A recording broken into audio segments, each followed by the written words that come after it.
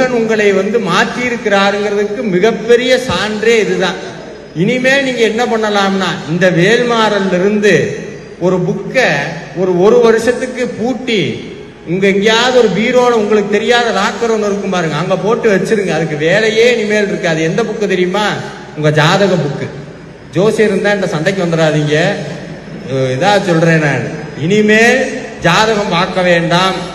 இனிமேல் உங்களுக்கு சனி பகவான் ஏதாவது பண்ணுவாரான்னு கேட்டா, உங்க வீட்டுக்கு வருவார், எதையாவது இவனை பண்ணணுமேட்டு வருவார், கதவை திறப்பார், முன்னாடி என்ன இருக்கும்?